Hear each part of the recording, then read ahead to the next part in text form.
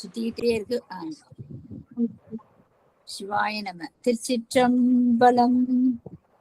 சாயான்வினை நாள்தோறும் தழைப்பவர் தாயே ஆகி வளர்த்தனை போற்றி, தென்னாடுடைய சிவனே போற்றி, எந்நாட்டவர்க்கும் இறைவா போற்றி, காவாய் கனகத்திரளே போற்றி, கைலை மலையானே போற்றி போற்றி, அருள்மிகு உண்ணாமலை சமீத அண்ணாமலையார் திருவடிகள் போற்றி போற்றி, திருத்தணி முருகப்பெருமான் மலரடிகள் போற்றி போற்றி, அருள்மிகு சிவகாமி அம்பாள் சமேத அருள் ஜோதி நாதனே திருவடிகள் போற்றி போற்றி.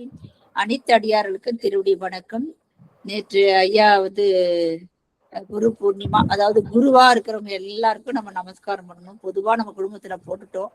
எல்லா குருமார்களுக்கும் திருவடி வணக்கம்னு. இந்த ஐயாவும் நமக்கு வித்யா குரு மாதிரி இருந்து நமக்கு எல்லா சாத்திர நூல்களும் நமக்கு சொல்லியிருக்காரு. அவருடைய திருவடியிலும் விழுந்து வணங்குகிறேன். சிவாய நம. திருச்சிற்றம்பலம். குருவே சரணம். தெளிவு குருவின் திருமேனி காண்டல், தெளிவு குருவின் திருநாமம் செப்பல், தெளிவு குருவின் திருவார்த்தை கேட்டல், தெளிவு குரு ஒரு சிந்தித்தல் தானே, தெளிவு குரு ஒரு சிந்தித்தல் தானே. திருச்சிற்றம்பலம். ஐயா வாருங்கள் ஐயா. சித்தியார் பாடல 124வது பாடல் ஐயா எடுக்கிறாரு. அடியார்கள்லாம் எழுதுறனாலும் பரவாயில்ல, புக்கு வச்சிருக்கிறவங்க, சித்தியார் புக்கு வச்சிருக்கிறவங்க எடுத்து வச்சுக்குங்க. அதுல ஐயா இன்னைக்கு எடுக்கிறதா இருக்கிறாங்க. சிவாய நம. ஐயா நீங்க விநாயகர் துதி பாடி நீங்க ஆரம்பிக்கலாம் ஐயா. திருச்சிற்றம்பலம். பூழியர்கோன் வெப்பொழித்த புகழியர்கோன் கழல் போற்றி, ஆழிமிசை கண்மிதப்பில் அணைந்த பிரானடி போற்றி, வாழி திருநாவலூர் வன்தொண்டர் பதம் போற்றி, ஊழிமலி திருவாதவூரர் திருத்தாள் போற்றி, பிடி அதன் உருவுமை கொளமிகு கரியது, பிடி அதன் உருவுமை கொளமிகு கரியது, வடிகொடுதனதடி வழிபடும் அவரிடர், கடிகணபதி வர அருளினன் மிகு கொடை, வடிவினர் பயில்வலி பலமுறை இறையே,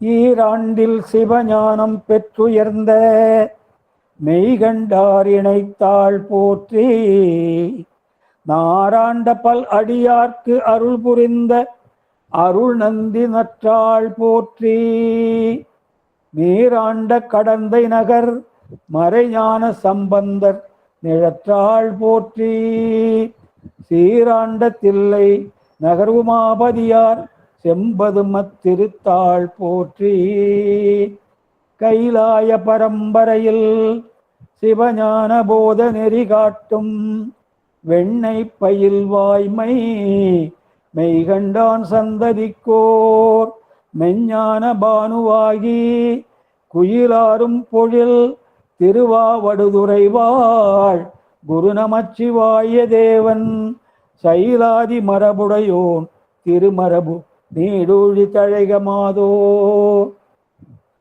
கருவாய்க்கிடந்துன் கழலே நினையும் கருத்துடையேன், உருவாய் தெரிந்துன்றன் நாமம் பயின்றேன் உனதருளால், திருவாய் பொலிய சிவாய நமவென்று நீரணிந்தேன், தருவாய் சிவகதி நீ பாதிரி புலியூர் அரணே.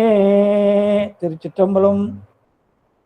எல்லையிலே எழுந்தருளி அருள் பாலித்து வரும் அருள்மிகு சிவகாமி அம்மை உடனுரை அருள்மிகு நடராஜ பெருமான் திருவடிகளை மனம்மை மொழிகளால் வணங்கி, சித்தாந்தர சாத்திரத்திற்கே ஆணிவேராக திகழும் சிவஞான போதத்தை அருளிய அருள் திரு மெய்கண்ட தேவரின் திருவடிகளை மனம்மை மொழிகளால் வணங்கி, திருவாவடுதுறை ஆதீன குரு முதல்வர் அருள் திரு நமச்சிவாய மூர்த்திகளின் திருவடிகளை மனம்மை மொழிகளால் வணங்கி, தற்போது அருளாட்சி செய்து வரும் வணக்கத்திற்குரிய குருமகா சன்னிதானம் அவர்களின் திருவடிகளை மனம்மை மொழியா வணங்கி, அடியேன் ஊத்தங்கரை மையத்திலே 3வது தொகுப்பாக சித்தாந்தம் எடுப்பதற்கு அன்புடன் அனுமதி அளித்துக் கொண்டிருக்கும் வணக்கத்திற்குரிய சித்தாந்த இயக்குனர் ஐயா அவர்களின் திருவடிகளை மனம்மை மொழியா வணங்கி, அதேபோல் அடியேன் ஆரணி மையத்திலே 3வது தொகுப்பாக திருமுறை எடுப்பதற்கு அன்புடன் அனுமதி அளித்துக் கொண்டிருக்கும் வணக்கத்திற்குரிய திருமுறை இயக்குனர் ஐயா அவர்களின் திருவடிகளை மனம்மை மொழியா வணங்கி, இந்த குழுமத்திலே தினமும் பல அரிய கருத்துக்களை சொல்லி நம்மை எல்லாம் பக்குவப்படுத்தி வரும் அனைத்து பேராசிரியர் பெருமக்களின் திருவடிகளையும் மனம்மை மொழியா வணங்கி, அதேபோல் நாங்கள் பேசும் கருத்துக்களை கேட்டு தன்னுடைய மேலான பதிவாலே எங்களை இன்னும் செம்மைப்படுத்தி வரும் வணக்கத்திற்குரிய சேகரையா அவர்களின் திருவடிகளை மனம்மை மொழியா வணங்கி, எல்லாவற்றுக்கும் மேலாக இப்படி ஒரு அரிய வாய்ப்பை எனக்கு வழங்கிய வணக்கத்திற்குரிய பிரேம அம்மையாருக்கும், வணக்கத்திற்குரிய செல்வி அம்மையாருக்கும், வணக்கத்திற்குரிய சாருமதி அம்மையாருக்கும், ஏனென்றால் அவங்க தான் முக்கியமாக இந்த பதிவுகளாக ரொம்ப அற்புதமாக பதிவு செய்து அதை உடனுக்குடனே யூடியூப்பில் போடுறாங்க, அவர்களுக்கும் மற்றும் உங்களோடு தோளோடு தோளாக நின்று இந்த குழுமத்தின் அனைத்து நிகழ்வுகளையும் வெற்றி பெற செய்து வரும் அனைத்து அடியார் பெருமக்களின் திருவடிகளையும் வணங்கி, நாம் அந்த சித்தியார் என்ற புத்தகத்திலே 124வது பாடலை சிந்திக்கிறோம். இந்த பாடல் வேற ஒன்றும் இல்லைம்மா, மருத்துவ, அதாவது வைத்தியர் சொன்னபடி வாழ்ந்தா நோய் வராது, அப்படி வைத்தியர் சொன்னபடி நம்ம வாழலைன்னா நோய் வரும், அதுதான் சொல்றாரு. மருத்துவன் உரைத்த நூலின் வழிவரின் பிணிகள் வாரா, வரித்திடும் பிணிகள் தப்பிய வழியும் செய்ய, திருத்தினன் மருந்து செய்யாது உறும்பிணி சென்றும் தீர்ப்பன், உரைத்த நூல் சிவனும் இன்னே உறும் கண்மம் ஊட்டி தீர்ப்பன். வைத்தியருக்கும் சிவபெருமானுக்கும் ஒரு ஒப்பீடு பண்றார். வைத்தியர் என்ன பண்றாங்க, இப்போ இது செய்யணும், சாப்பிடணும், இப்படி சாப்பிடாதீங்க, அப்படி சாப்பிடாதீங்க, இரவுல குறைவான உணவு எடுத்துங்க, அரை பாக உணவு, 1/4 பாகம் தண்ணீர், 1/4 பாகம் எம்டியாக விடுங்க, இப்படின்னு பல விதங்களிலே நமக்கு பல விதமான அறிவுரைகள் நம்ம நல்லா வாழ்வதற்கு சொல்லப்படுகின்றன. மருத்துவர்கள் சொல்றாங்க, பல நிகழ்ச்சிகளை சொல்றாங்க. அதன்படி வாழ்ந்தால் நமக்கு பெரும்பாலும் நோய் வராது. ஒருவேளை அப்படி நம்ம அதை கடைபிடிக்கவில்லை என்றால் நோய் வரும். அப்போ அந்த நோய்க்கு நம்ம வைத்தியர்கிட்ட போனால் என்ன பண்ணுவார் அவர், ரொம்ப கடுமையாக ஹார்ட் அட்டாக்கு ஒருத்தருக்கு வந்துடுதுன்னு வச்சுங்களேன். இப்போ நம்ம போகிறோம் ஹாஸ்பிட்டலில் போனால் உடனே ஆஞ்சியோ பண்ணுவாங்க. ஆஞ்சியோ பண்ணால் அடப்பு ஒன்று தான் இருக்குன்னா ஆப்ரேஷனாக வேண்டாங்க, ஸ்டெண்ட் வச்சிடலாம் சொல்லிட்டு மாத்திரை மருந்தோட சரி பண்ணிவிடுவாங்க. ஒரு அடப்பை நீக்க ஒரு ஸ்டெண்ட் வச்சுடுவாங்க, மற்ற மாத்திரை மருந்தை கொடுத்து இது தொடர்ந்து சாப்பிட சொல்லுவாங்க. ஒருவேளை அந்த 3லையுமே அடப்பு இருக்குன்னு வச்சுக்கலாம், கடுமையான அடப்பு இருக்குது, இந்த ஆப்ரேஷன் செய்யலைன்னா பிழைக்கவே மாட்டார் என்ற ஒரு நிலை ஏற்பட்டால் என்ன பண்ணுவார் டாக்டர், இல்லைங்க ஆப்ரேட் பண்ணி தான் ஆகணும், பைபாஸ் பண்ணி தான் ஆகணுன்றாங்க. அப்போ ஒரே நோய் தான், ஹார்ட் அட்டாக் என்ற ஒரு நோய் தான். ஆனால் ஒருத்தருக்கு கடுமையாக பாதித்திருக்கிறதுனால அவங்களுக்கு ஆப்ரேஷன் பண்ணால் தான் குணமாகுன்றாங்க. ஆப்ரேஷன் பண்ணி அந்த பைபாஸ் பண்ணிடுறாங்க, அந்த அடப்பை எடுத்துட்டு வேற வழியாக ரத்தத்தை போக வச்சுடுறாங்க. இல்லை என்றால் சாதாரணமாக ஒரு ஸ்டெண்ட்டை வச்சு மருந்து மாத்திரை கொடுத்துட்றாங்க. அப்போது வைத்தியரே எப்படி பண்ணுறாரு வைத்தியத்தைன்னா, நமக்கு உள்ள நோயின் தன்மைக்கு ஏற்ப நமக்கு வைத்தியம் பார்க்குறாரு வைத்தியர். 2 பேஷண்ட் போகிறாங்க ஒரே ஹார்ட் டாக்டர்கிட்ட, ஆனால் ஒருத்தருக்கு ஸ்டெண்ட் வச்ச மாத்திரை மருந்து போதும்னு வர்றாரு, இன்னொருத்தருக்கு என்ன சொல்கிறாரு, நீங்கள் ஆப்ரேட் பண்ணி தான் ஆகணுன்றார். அது மாதிரியே வைத்தியர் என்ன செய்வாராம், நம்மளுக்கு சாதாரணமாக சின்ன நோய் வந்தால் அந்த நோய்க்குள்ள மருந்தை கொடுத்து தீர்ப்பார். நம்ம மருத்துவ நூல்படி வாழ்ந்தாலும் சில சமயம் நம்ம முன்வினை பயனால நமக்கு ஏதாவது உடம்புக்கு வரும். நம்ம மருத்துவ நூல்கள் என்ன சொல்கிறாங்களோ அதுபடி ஒழுங்காக வாழறோம், என்னென்ன எப்படி வாழணும், எப்படி சாப்பிடணும், போகணும், வரணும், எல்லாத்தையும் நம்ம ஒழுங்காக கடைபிடிக்கிறோம். அப்படி கடைபிடிச்சு வாழ்ந்தாலுமே சில சமயம் எப்படி வரும்னா, போன ஜென்ம வினைக்கு ஏற்ப நமக்கு இந்த ஜென்மத்தில் சில பிணிகள் வந்துடும், தவிர்க்க முடியாது. அது நம்ம ஒழுங்கான வாழ்க்கையை வாழ்ந்ததால வரல, தவறான வாழ்க்கையால் வரல, போன ஜென்மத்தினுடைய அந்த பலன் இப்போ வருது. அப்போ அதே வைத்தியர் என்ன பண்ணுவார், பழைய காலத்து நாட்டு வைத்தியர்லாம் சில ஹோமங்கள் செய்யுங்க, சில தானங்கள் பண்ணுங்க, யாக வளங்க, அப்படி இப்படி சொல்லி அதை பரிகாரம் செய்து அந்த போக்குவாங்க. அதே மாதிரிதான் இறைவன் என்ன செய்யறாராம், நம்முடைய இரு வினைகளுக்கு இருப்ப நமக்கு இன்பத்தையோ துன்பத்தையோ கொடுக்குறார். நம்ம கடுமையான ஒரு நல்ல செஞ்சிருந்தோம்னா அதற்கேற்ப நமக்கு ஒரு நல்ல நிலையை கொடுக்குறார், இன்பங்களை கொடுக்குறார். இல்லை ஒரு துன்பத்தை செஞ்சிருந்தோம்னா, பாவத்தை செஞ்சிருந்தோம்னா அதற்கேற்ப அதுக்கு ஒரு தண்டனையை கொடுத்து அந்த பாவத்தை கழிக்கிறார். ஆகவே உடல் கூட்டு இயல் உரைத்த இந்த மருத்துவ நூலின் வழி நடந்தால் பொதுவாக பிணிகள் வரமாட்டா. பொதுவாக அந்த நெறி தவறி வாழ்ந்தால் பிணி வந்துடும். ஆனால் அந்த நோயின் தன்மை இருந்த மருத்துவர் என்ன செய்வார், உரிய மருந்தை கொடுப்பார். நோய் கொஞ்சம் கடுமையாக இருந்தால் ஒரு அதிகமான மருந்து கொடுப்பாரு. அது தன்மை சாதாரணமாக இருந்தால் கொஞ்சம் சாதாரண மருந்து. ஆகவே ஹலோ என்னம்மா?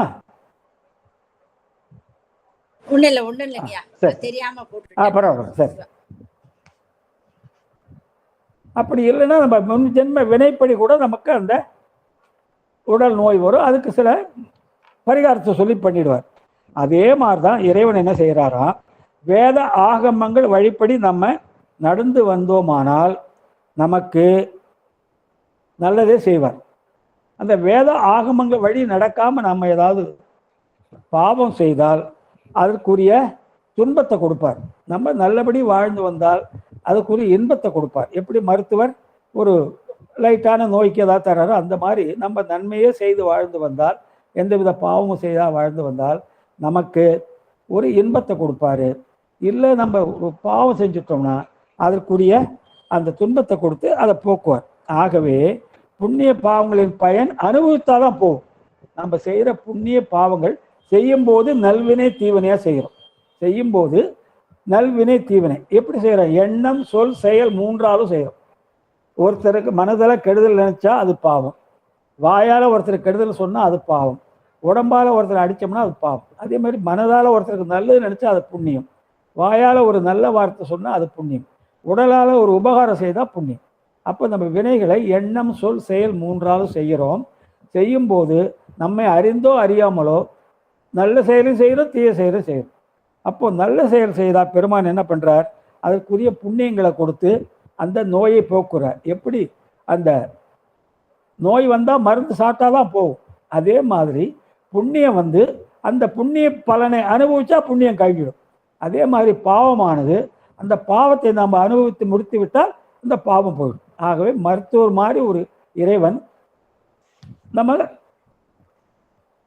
உலகத்திலே வாழ வைக்கிறார். நல்லபடியாக வாழ்ந்தால் நல்லது செய்கிறார், கெட்டபடியாக வாழ்ந்தால் ஒரு துன்பத்தை கொடுத்து அதை போக்குறார். ஆகவே மருத்துவனுக்கும் இறைவனுக்கும் ஒரு ஒப்பீடு செய்கிறார் இந்த பாட்டில். அடுத்த பாடல் 125 துன்பம் இல்லாத இன்பமும் மருந்து தான்றார். இப்போ நம்ம நினைக்கிற துன்பம் தான் நமக்கு மருந்து கொடுக்குறாரு அப்படின்னா இன்பமும் மருந்து தானே. இன்பம் என்பது பொன் விலங்கு, துன்பம் என்பது எறும்பு விலங்கு, ரெண்டுமே பந்தம் தான். அதெல்லாம் சொல்றாரு இதில் 125 பாடல். மண்ணுளே சிறவியாதி மருத்துவன் அறுத்தியோடும் திண்ணமாய் அறுத்தி கீறி தீர்த்திடும் சில நோயெல்லாம் கண்ணிய கட்டி பாலும் கலந்து உடன் கொடுத்து தீர்ப்பன் அண்ணலும் இன்பத் துன்பம் அறுத்தியே வினை அறுப்பன். மருத்துவன் என்ன சொல்றான், சில நோய்களை ஆப்ரேஷன் பண்ணி தான் குணப்படுத்துறார். வைத்தியத்தை போனீங்கன்னா கடுமையாக நோய் இருந்தால் அதை நோயை ஆப்ரேட் பண்ணி தான் அவனு அறுத்து கீறி தான் நமக்கு தீர்க்கிறார். சில நோய்களுக்கு என்ன பண்ணுறாரு, வெல்லமும் பாலும் அல்ல தேனில் இருந்து சில மருந்து கொடுங்க அப்படின்னு சொல்லிடுறாரு. அப்போ நோய் கடுமையாக இருந்தால் ஆப்ரேஷன் பண்ணுறாரு, அறுத்து கீறி அதை நோயை போக்குறாரு. நோய் சாதாரணமாக ஒரு அதிக கடுமை இல்லாமல் இருந்ததுன்னா அதுக்கு ஒரு சாதாரண மருந்தை கொடுத்து தேனும் பாலும் அது தேனில் அந்த மருந்தை குழைச்சி கொடுக்கறது, அது பாலில் அந்த மருந்தை சேர்த்து சாப்பிட்றது, இப்படி வைத்து போக்குறார். அதுபோல் இறைவனும் இறைவனை பயனாகி ரெண்டும் நோயின்றார். இங்கே தான் கவனிக்கணுங்க, ரெண்டுமே நோயின்றார். நல்வினையும் நோய், தீவினையும் நோய். நம்ம நினைக்கிற தீவினை தான் நோய், நல்வினை நோயில் நினைக்கிறோம், அது இல்லைன்னு இங்கே மறுக்கிறார்.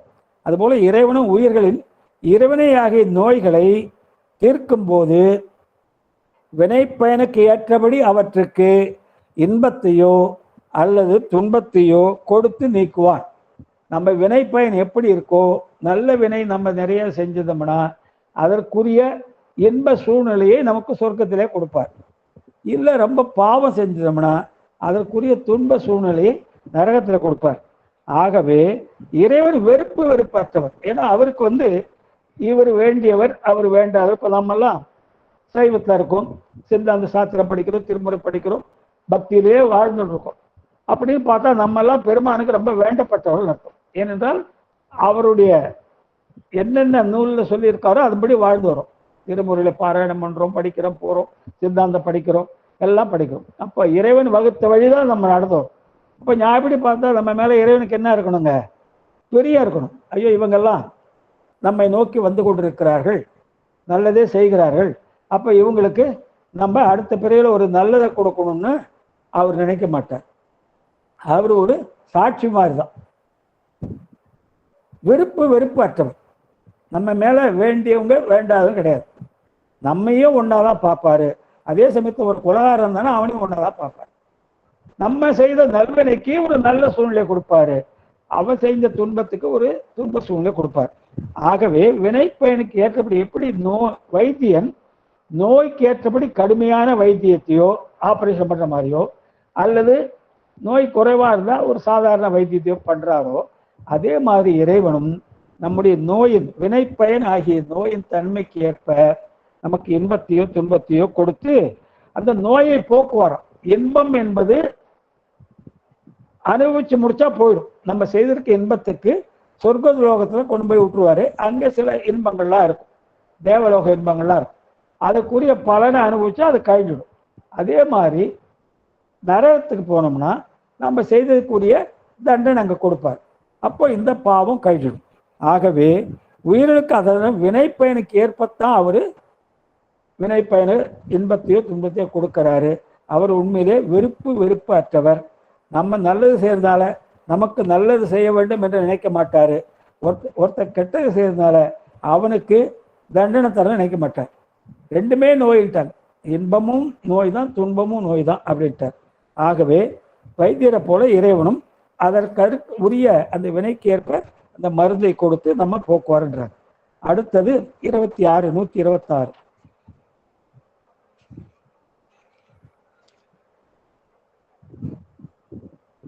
இப்ப நம்ம இது பேர் பூத உடலுங்க. நம்ம இப்போ வாழுற உடலுக்கு பேர் பூத உடல். இப்போ இறந்தா என்ன போடுறாங்க? அன்னாரின் பூத உடல் இன்னைக்கு இப்படி அந்த மயானத்தில் தகனம் செய்யப்படும் போடுறாங்களே, அப்போ பூத உடல் பேர். பூதம்னா ஐம்பூதங்களால் ஆனது, பரிணாமம். அந்த பூதங்கள் பரிணாமத்து ஆனது. நம்ம கிட்ட ஆகாயத்தன்மை இருக்கு, நீர்த்தன்மை இருக்கு, நெருப்புத்தன்மை இருக்கு, காற்றுத்தன்மை இருக்கு, நிலத்தன்மைகள் எல்லாமே இருக்கு. ஆனா இந்த உடலோட நீங்க சொர்க்கத்துக்கு போக முடியாது. அதே மாதிரி நரகத்துக்குன்னு ஒரு உடம்பு இருக்கு. அப்ப பூத உடல் என்பது பூலோகத்துக்குரியது. சொர்க்கத்துக்கு போனீங்கன்னா அதுக்கு பூதாசார உடம்புன்னு இருக்கு, அது எசன்ஸ். இது பூத உடம்பு. பூதாசாரன்னா எசன்ஸ், ஒளிய உடம்பு மாதிரி. நரகத்துக்கு யாதனா உடம்புன்றாங்க, கடுமையான அந்த துன்பத்தை தாங்கக்கூடிய உடம்பு. அப்ப இந்த 3 உலகங்களும் நமக்கு என்ன உடம்புன்னு சொல்ற 126.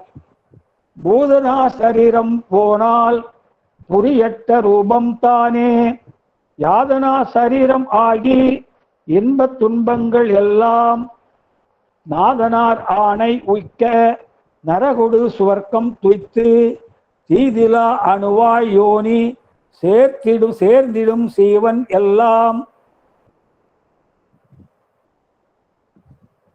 சொர்க்கம் அல்லது நரகம் ஆகியவற்றுக்கு உரிய உடம்புகளை பற்றி சொல்றார். அந்தந்த உலகங்களுக்கு சொல்லும் போது வெவ்வேறு உடல் எடுத்தாகும். நம்ம இங்கே வாழும்போது பூலோகத்துக்கு பூத சரீரம், இது நீங்கினால் அதுக்குரிய சொர்க்கத்துக்கு போறதுக்கு பூதா சாரீர உடம்பு. இப்போ உடல் நீங்கிறதுனா நம்ம கிட்ட 31 தத்துவங்கள் தான் உடம்பா இருக்கு. தத்துவங்கள் 36, அதுல சிவ தத்துவம் 5 உடம்பா வராது. இது எப்பயுமே ஸ்டாண்டர்டுங்க, ஞாபகம் வச்சுங்க. நம்ம தத்துவங்கள் 36, அதுல சிவ தத்துவம் 5 உடம்பாக வராது. அது ஏனென்றால் அந்த தத்துவம் தான் மற்றதெல்லாம் செலுத்துது, டைரக்ட் பண்ணுது. ஆகவே சிவ தத்துவம் 5 உடம்பா வராது. ஆனா வாக்குகளா வரும். சிவ தத்துவத்திலிருந்து வாக்குகள் நமக்கு வருது. அந்த வாக்கு தான் நம்ம பயன்படுத்துறோம். மற்ற 31 தத்துவங்கள் தான் நமக்கு உடம்பா வருது. அது எப்படின்னா காரண சரீரம், கஞ்சுக சரீரம், குண சரீரம், சூக்கும சரீரம், ஸ்தூல சரீரம். இப்போ இறப்பு என்பது தூள சரீரம் நீங்கிறது தான் இறப்பு. 15 தத்துவம், ஞானேந்திரியம் 5, கர்மேந்திரியம் 5, பூதங்கள் 5, இது 3 நீங்கிறது தான் இறப்பு. மறுபடியும் இந்த 15 சேர்றது பிறப்பு. இப்படியாக இந்த உடலை நம்ம விட்ட பிறகு இந்த பூலோகத்திலே அடுத்தது இந்த உயிர் எங்க போக வேண்டும் என்று நிச்சயிப்பாங்க. ஒருவேளை அதிகமாக புண்ணியம் செய்திருந்தா அல்லது அதிகமான வினைகள் நல்ல வினைகள் செஞ்சிருந்தா முதல்ல சொர்க்கலோகத்துக்கு அனுப்புவாங்க. அங்கே பூத சார உடம்பு, பூதா சார உடம்பு, அங்கே போய் அந்த நல்லதுக்குரிய பலன்களை அனுபவிச்சுட்டு இன்பங்களை அனுபவிச்சுட்டு அடுத்தது நம்ம துன்பத்துக்கு வேண்டிய உடல் யாதனா உடம்பை கொடுப்பார். யாதனா உடம்பை கொடுத்து அந்த துன்பத்தை அனுபவிக்க வைப்பார். எந்த உயிருமே தொடர்ந்து நல்லதே செய்து வந்திருக்காது, எந்த உயிருமே தொடர்ந்து கெட்டதே செஞ்சிருக்காது. இப்போ நம்மளாம் நல்லவர், இறைவனை நோக்கி போய் கொண்டிருக்கோம். ஆனால் நாமும் நம்மை அறிந்தோ அறியாமலோ ஏதோ ஒரு சமயத்தில் தீமைகள் செஞ்சிடறோம். வேண்டுமென்று செய்யாவிட்டாலும் கூட ஏதோ ஒரு சூழ்நிலையில் நம்ம தீமைகளை செஞ்சிடறோம். ஆகவே உயிர் என்றிருந்தால் நல்லது கெட்டது சேர்ந்துதான். எப்படி நாள் என்றால் இரவு பகல் சேர்ந்ததான் நாள். அதே மாதிரி வாழ்க்கை என்றால் இன்ப துன்பம் இருக்கும். ஆகவே இன்பம் நிறைய செஞ்சிருந்தா சொர்க்கலோகத்துக்கு அனுப்புவார். பூதா சார உடம்பு, அங்கே அந்த சொர்க்கத்துக்குரிய பலனை அனுபவித்து முடித்த பிறகு நரகத்துக்கு அனுப்புவார் யாதனா உடம்பு. அந்த உடம்பை வைத்து கொண்டு அந்த துன்பத்தை அனுபவித்து விட்டு மறுபடியும் இந்த உயிர் பூலோகத்துக்கு வந்து ஒரு கருவிலே விழும். கருவிலே வர்றதுக்கு அது முதல்ல சொல்லியிருக்கோம் உங்களுக்கு. மேகம், மழை, தானியம், தந்தை, தாய், பஞ்சாக்கினின்னு இதை பஞ்சாக்கினி வித்தைன்றாங்க. இந்த உயிர் மேகத்தில் சேரும், மழையாக பூமிக்கு வரும், பூமியில் தானியமாக விளையும், உணவாக தந்தைக்கு போகும், தந்தையுடன் தாய்க்கு கருவாக போகும். இது பஞ்சாக்கினி வித்தைன்றாங்க. ஆகவே இந்த சொர்க்கம் நரகம், ஏன்னா இந்த உடம்பே நம்ம சொர்க்கத்துக்கு போக முடியாது. பூத உடம்பு பூலோகத்துக்கு உரியது. அதே மாதிரி பூதா சார உடம்பு சொர்க்கலோகத்துக்கு உரியது. யாதனா உடம்பு நரகத்துக்கு உரியது. ஆகவே எந்தெந்த இடத்துக்கு நம்ம போகிறோமோ நம்ம வினைப்படி அந்தந்த உடம்பை கொடுப்பார்.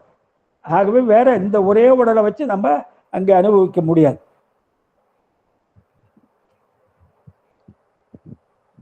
இதில் என்னென்னா நம்ம சூக்கும் உடம்பு இருக்கு பாருங்க, அது அழியாது. 16 தத்துவங்கள் கொண்டது சூக்கும் உடம்பு. மொத்தம் 31 தத்துவங்களும் உடம்பா வரும்னு சொன்னேன். அதில் 15 தத்துவங்கள் நீங்குவது இறப்பு, மறுபடியும் 15 தத்துவங்கள் கூடுவது பிறப்பு. இந்த 16 தத்துவங்கள் இருக்கு பாருங்க, அது அப்படியே இருக்கும் சூக்கும் உடம்பு. அதிலிருந்து அடுத்த பிறவில ஒரு 15 தத்துவம் கூடும், வேற ஒரு உடலை கொடுப்பார். 7 பிறவிகள், தேவர்கள், மனிதர்கள், விலங்குகள், பறவைகள், ஊர்வன, நீர்வாழ்வன, தாவரவன, 7 வகையான பிறவிகள். அப்போ நம்ம மனிதனாக இருக்கணும், மனிதனாக கொடுக்க மாட்டார். வினைப்படி என்ன நமக்கு உரிய பிறவி அதான் கொடுப்பார். ஆகவே இப்படியாக நமக்கு ஒவ்வொரு பிறவியிலும் அந்த சொர்க்கத்திலே போய் பூதாசார உடம்போடு இன்பத்தை அனுபவித்து விட்டு நரகத்துக்கு வந்து அந்த யாதனா உடம்போடு துன்பத்தை அனுபவித்து விட்டு மறுபடியும் இந்த உயிரானது பூமிக்கு வரும். வரும்போது மேகம், மழை, தானியம், தந்தை, தாய், பஞ்சாக்கினின்றாங்க. இதை வந்து ஒரு கருவிலே விழும். கருவிலே வந்து அடுத்த பிறவி நமக்கு மனித பிறவியாக வராது. அது நம்முடைய புண்ணிய பலனுக்கு ஏற்ப கொடுப்பார். கூடுமானவரை நமக்கெல்லாம் அடுத்த பிறவி, ஏன்னா நமக்கே தெரியும். ஏன்னா கூடுமானவரை நம்ம யாருமே இப்போ சைவத்தில் இருக்கவங்க, சாத்திரம் படிக்கிறவங்க, திருமுறை படிக்கிறவங்க, இப்படிப்பட்ட ஒரு பக்தி மார்க்கத்தில் இருக்கவங்க நம்ம தெரிஞ்சு வேணும்னு எந்த பாவமும் செஞ்சிருக்க மாட்டோம். ஆகவே கூடுமானவரை 99% நமக்கு அடுத்த பிறகு மனித பிறகு கொடுப்பார். மீதி 1% நமக்கு தெரியாது, அது அவருக்கு மட்டும் தெரியும். ஆகவே ஒவ்வொரு இடத்துக்கும் ஒரு உடம்பை தரார், இடத்துக்கேற்ப உடம்பு மாறும் என்பதை சொல்றார். அடுத்து 127 என்ன சொல்றாருன்னா,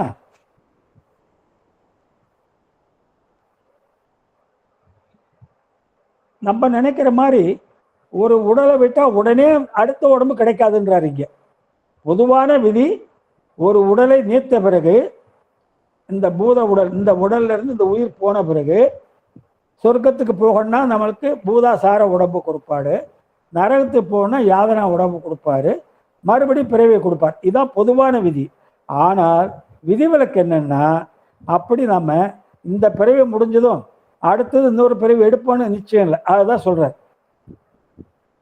ஒரு விடலை விட்டவுடன் உயிர் பிரிதோர் உடலை பெறுவதும் உண்டு, அல்லது கல் போல கிடத்தல உண்டா. அதுதான் சொல்றார் இந்த பாட்டுல. அடுத்த பிறவி நம்ம நினைக்கிற மாதிரி அடுத்த பிறவி நமக்கு இருக்குமான்னு சொல்ல முடியாது. கொஞ்ச நாள் கூட அப்படியே பெண்டிங்ல வச்சிருப்பார். அதுதான் சொல்றார். உடல் விடா யோனி பற்றி உதிப்பினும் உதிக்கும், ஒன்றில் படர் உறாது உறும் பாவத்தால் பாடானம் போல் கிடந்து கடன் அதாம் காலம் சென்றால் கடு நரகு அதனில் வீழ்ந்து அங்கு இடர் உறும் உருவம் கண்மத்து அளவினில் எடுக்கும் அன்றே.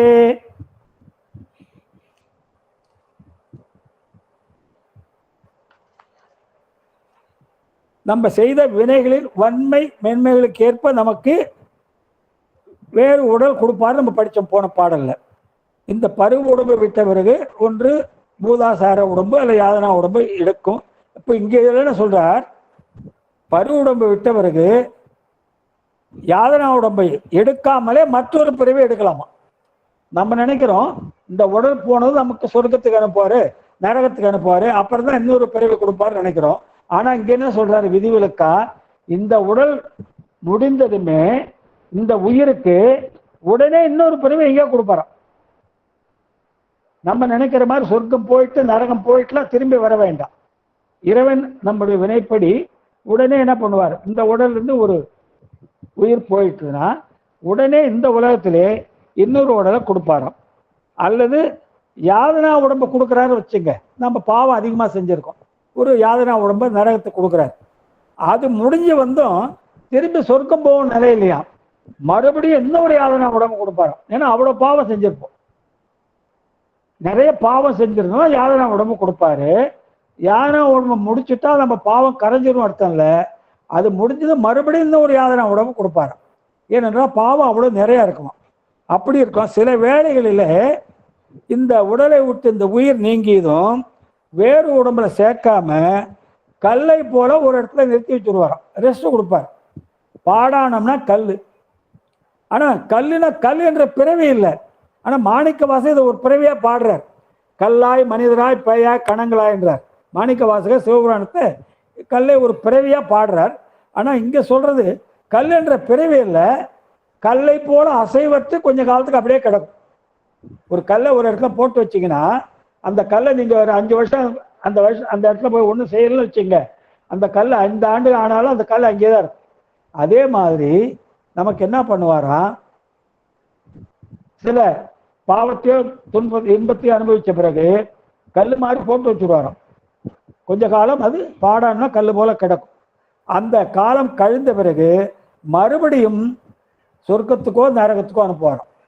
அது எதுன்னு நம்ம சொல்ல முடியாது, அது நமக்கு தெரியாதுன்றார். அது மாதிரி நமக்கு எந்த உடல் கிடைக்கும், இது முடிஞ்சதும் சொர்க்கம் போவோமா நரகம் போவோமா, அல்லது இன்னொரு பிறவி நம்ம கொடுப்பாரா, அல்லது கல் போல போட்டு வச்சிருப்பாரா, இதெல்லாம் நம்முடைய சிற்றறிவுக்கு அறிய முடியாது. நம்முடைய வினைப்பயனுக்கு ஏற்ப இதெல்லாம் இறைவனே முடிவு பண்ணுவார். இந்த வினைப்பயனுக்கு ஏற்ப இறைவனே ஒருவேளை இந்த உடல் இந்த உயிர் இந்த உடல்ந்து போனதும் சொர்க்கத்துக்கு போகும் நரகத்துக்கு போகும், அடுத்த பிறவி கொடுப்பார். அதுதான் பொதுவான விதி. அப்படி இல்லாமல் உடனே ஒரு பிறவியை கொடுப்பாரு, அல்லன்னா ஒரு நரகத்தை அனுப்புவாரு, திரும்பி வந்து இன்னொரு நரகத்துக்கு அனுப்புவாரு, அல்லன்னா பிறவியை கொடுக்காம கல் போல போட்டு வச்சுருவாரு. இதெல்லாம் நம்முடைய சிற்றறிவுக்கு எட்டாது, இறைவனுடைய அறிவுக்கு தான் அது எட்டும். இதெல்லாம் இடைவிடாத நிகழ்தலும் உண்டா, இதெல்லாம் தொடர்ந்து நடக்கிறதும் உண்டா, இல்லை விட்டு விட்டு நிகழ்தலும் உண்டா. இதெல்லாம் தொடர்ந்து இந்த பிறவி போனால் அந்த பிறவி, அந்த பிறவி போனால் அந்த பிறவின்னு யாதனா உடம்பு போனால் பூதாசார உடம்பு அல்லது பாடானம் மாறி மாறி வர்றதும் உண்டாம், அல்லது கொஞ்ச காலம் பிரேக் விட்டு நடக்கிறது உண்டாம். ஆகவே ஏன் சொல்றாங்கன்னா, ஒரே காலத்துல நம்ம சொர்க்கத்துக்கு நரகத்துக்கு 2 இடத்துக்கு போக முடியாது. ஒரே காலத்துல நம்ம இந்த உயிர் விட்ட பிறகு சொர்க்கத்துக்கோ நரகத்துக்கோ ஒரே நேரத்தில் போக முடியாது. அந்த இன்ப துன்பங்களுக்கு புண்ணிய பாவங்களுக்கு ஏற்ப அந்த புண்ணியம் எப்படி பக்குவப்பட்டிருக்கோ, இந்த பாவம் எப்படி பக்குவப்பட்டிருக்கோ, அதற்கேற்ப நம்மை சொர்க்கத்துக்கு அனுப்புறதா நரகத்துக்கு அனுப்புறதான்னு அவர் தான் தீர்மானிப்பார். ஏனென்றால் 2 இடத்துக்கு ஒரே உயிர் ஒரே நேரத்தில் போகாது. ஒரு சொர்க்கத்துக்கு போய் இன்பத்தை அனுபவிச்சு தான் நரகத்துக்கு வர முடியும். அல்லது நரகத்துக்கு போய் முதல்ல துன்பம் அனுபவிச்சுதான் சொர்க்கத்துக்கு வர முடியும். ரெண்டுமே ஒரே நேரத்தில் நடக்காதுன்றார். ஆகவே இறைவன் உயிரின் புண்ணிய பாவங்களுக்கு ஏற்ப அந்த வினையை பார்க்கிறார். வினையுடைய வன்மை மென்மையை பார்க்கிறார். வன்மைனா கடுமையானது. வினை நம்ம செஞ்சு ரொம்ப மோசமான வினை செஞ்சிருந்தா அதுக்கு உடனே என்ன பண்றாரா, அதுக்குரிய துன்பத்தை கொடுக்கறதுக்கு யாதனா சரீரம் கொடுப்பார். அது அனுபவிச்ச பிறகு மென்மையான வினை நல்லது கொஞ்சம் தான் செஞ்சிருப்போம், கெட்டது அதிகம் செஞ்சிருப்போம், அப்போ உடனே நமக்கு நரகத்துக்கு அனுப்பிச்சிடுவாரு. நன்மை கொஞ்சம் செஞ்சிருப்போம், நரகத்துல அந்த கெட்டதுக்குள்ள பலனை அனுபவிச்ச பிறகு நல்லதுக்குள்ள பலனை சொர்க்கத்துக்கு அனுப்புவார். ஆகவே புண்ணியமோ பாவமோ பக்குவப்படும் வரை அந்த அந்த உயிர் அனுபவிக்கும் காலம் வரும் வரை உயிர் கல் போல வச்சாலும் வைப்பாராம். நம்ம பக்குவம் ஆகலன்னு வச்சுங்க, கொஞ்ச காலம் ரெஸ்ட்ல வச்சுருவார். ஆகவே இது எல்லாமே நமக்கு தெரியாது, நம்ம சித்தருக்கு எட்டாது. இது இறைவனுடைய ஆணை, அவருக்கு தான் தெரியும். இந்த உயிரை எங்க அனுப்பணும், எப்படி வைக்கணும், ரெஸ்ட் கொடுக்கணுமா என்ன போன்றதும் அவருக்கு தான் தெரியும். ஆகவே இதெல்லாம் நமக்கு தெரியாட்டாரு. கல் என்றது ஒரு கல் என்ற பிறவி இல்லை, ஆனா மாணிக்க வாசகர் இதை கல் என்ற ஒரு பிறவியா வச்சே பாடுறார். பறவையா பாம்பாகி கல்ல மனிதராக. ஆனா நம்ம புரிஞ்சுக்க வேண்டியது, கல் என்பதற்கு ஒரு பூலோகத்தில் கிடக்கு கல் மாதிரி அர்த்தம் இல்லை. அசைவற்று ஒரு இடத்துல கொஞ்ச நாள் ரெஸ்ட் கொடுத்துருவார். அந்த உயிருக்கு பிறப்பும் இருக்காது, சொர்க்கத்துக்கு போகாது, நரகத்துக்கு போகாது, அடுத்த பிறப்பும் இருக்காது. கொஞ்ச நாள் ரெஸ்ட்டை வச்சிருப்பார். ஓய்வு கொடுக்குறாரு வச்சுங்க. அப்படிதான் இந்த ஒடுக்குறாருல ஓய்வு கொடுக்க, அது மாதிரி கொஞ்ச காலத்துக்கு ஒடுக்கி வச்சிருவார். அப்படி நடக்கலான்றார். 28 அடுத்தது.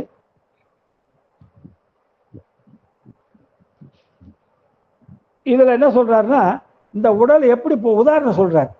இந்த பூத உடலை விட்டு வேற ஒரு உடலுக்கு போறது, பூதாசார உடல் எடுக்கிறோம், யாதனா உடல் எடுக்கிறோம், அதுக்கெல்லாம் உதாரணம் சொல்றார். அது எப்படி எடுக்கிறோன்னு உதாரணம் மூலம் விளக்குறார். பன்னகம் அண்டசங்கள் பரகாயம் தன்னில் பாய்வோர் துண்ணு தோல் முட்டை யாக்கை துறந்து செல்வதுவே போல உண்ணிய உயிர்கள் தூல உடல் விட்டு வானின் ஊடு மண்ணிடும் நனவு மாறி கனவினை மறுவுமா போல். இதுக்கு உதாரணம் சொல்றார், நம்ம எப்படி போறோன்றது. இதுக்கு என்ன சொல்றார், 28 பாடல்ல பாம்பு தன்னுடைய தோலை உரிச்சுட்டு வேற ஒரு தோலை பெறுது. இப்போ நல்ல பாம்பு பார்த்தீங்கன்னா கிராமத்துல வேலியில பார்த்தீங்கன்னா பாம்பு தோலை உரிச்சிருக்கணும், அது ஒரு முள்ளில் மாற்றி அந்த முதல்ல இருக்க உடம்ப அந்த தோலை உரிச்சிட்டு இன்னொரு தோலோட போகும். அந்த மாதிரி போகலாமா உயிர். பறவை முட்டையை உடைச்சிட்டு போகுது பாருங்க. ஒரு பறவை ஒரு முட்டை எடுது, காக்கா முட்டை ஏதோ ஒன்று எடுக்குது, அது கொஞ்ச காலம் அந்த முட்டையில் இருக்கும். அப்புறம் அந்த பறவை வேற யாரும் போய் உடைப்பாங்களா, காக்கா உடைக்காது. அந்த பக்குவம் வந்தது முட்டையை அந்த பறவையே தானாகவே அந்த முட்டையை உடைத்து கொண்டு வெளியே வந்துடுமா. அது மாதிரி போகுமா. அது கூடு விட்டு கூடு பாயிறாங்க பாருங்க, பரகாய பிரவேசம். ஒரு உடல் இறந்துருக்கும், இப்போ இவருக்கு ஒரு யோகம் தெரியும். இவர் என்ன பண்ணுவார், இந்த உடலை ஒரு இடத்துல மறைச்சி வச்சுட்டு இந்த உயிரை அந்த உடலில் செலுத்துவார். எப்படி அருணகிரிநாதர் அந்த பாரிஜாத புஷ்பத்தை எடுக்க போகிறது முன்னால தன்னுடைய உடலை அங்கே வச்சுட்டு ஒரு கிளை ரூபத்தில் போனாரோ அது மாதிரி. அது பரகாய பிரவேசம். பரகாயனா வேற்று உடலில் போகிறதுன்னு அர்த்தம். அப்படி இந்த 3 விதத்தில் இந்த உயிர்கள் தூள உடலை விட்டு போகுன்றார். சொர்க்கத்தையும் நரகத்தையும் சென்று சேருமா. அவ்வாறு சேரும்போது நனவு உணர்வுல நம்ம அனுபவிச்சோம்னா கனவுல மறந்துடும். இப்ப நமக்கு நனவுல இருக்கும். நம்ம எல்லாம் ஞாபகம் இருக்கு. காலையில எனக்கு எழுந்திரிச்சல்லுன்னு என்னென்ன செஞ்சேன்னு ஞாபகம் இருக்கு. இப்ப என்ன சரி ஞாபகம் இருக்கு.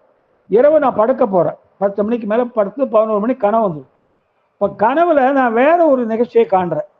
அப்ப இந்த பகல்ல கண்டதெல்லாம் நடந்ததெல்லாம் எனக்கு கனவுல மறந்து போகுது. கனவுல வேற ஒரு நிகழ்ச்சி தெரியுது.